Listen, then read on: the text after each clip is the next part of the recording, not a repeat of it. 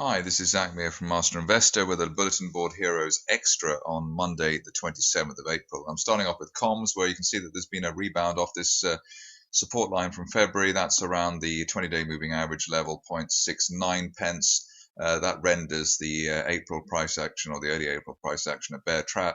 All we need now here for the bull argument to get reinvigorated, or also let's say confirmed on a technical basis, is an end of day close above the 10-day moving average at 0.8 pence. And that would take us back for a retest of April's 1 pence plus high to date, and also back towards the 50-day average at 1.11 pence. Next up is Golden Saint, which I just tweeted out a while ago.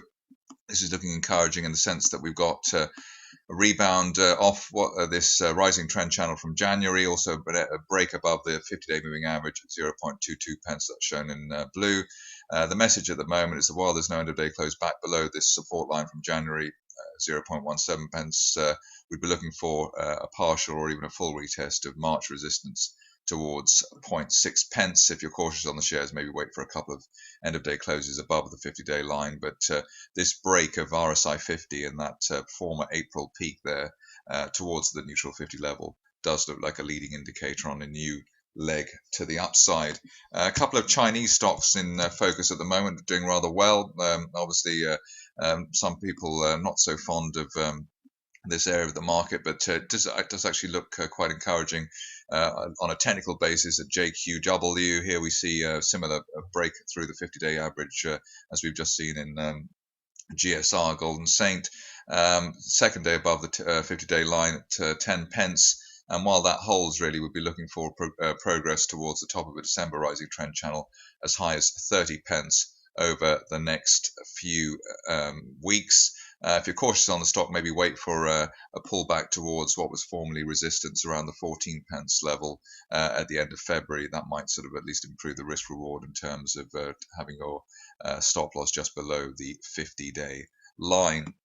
Another stock which is with a Chinese flavor, that's Jiasen. This looks very interesting in the sense that we've had the break through the 50-day moving average, that's at 27.87 pence, and then this bull flag consolidation looking very, very encouraging in the sense that just an end of day close maybe back above the 33, 34 pence level would be enough to deliver a new leg to the upside.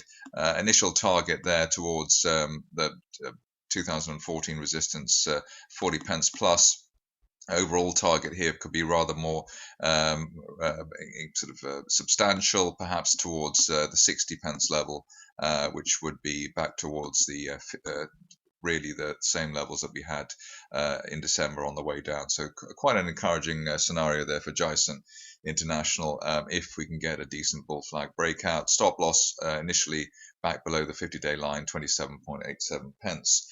Sula is a stock which I've been sort of following for much of the past year. Had a bad run towards the autumn and beginning of this year, but extended support at or just below the 50-day moving average over the last month, and then the break higher here today just sort of went towards the 200-day moving average of 1.65 pence, and really that needs to be cleared for a decent break to the upside to be triggered. The best case scenario would be that above the 200-day line we'd head as high as 3.5 pence, which would be the top of this diverging triangle wide feature which has been in place since the autumn. Stop loss on the buy argument currently probably the initial April resistance at 1.24 pence. So not a bad setup in terms of risk reward on Sula, iron and gold at the moment. Just finishing off with Transense Technologies. Here we've got what looks to be a decent base income coming in here towards the 1 pence level over recent weeks.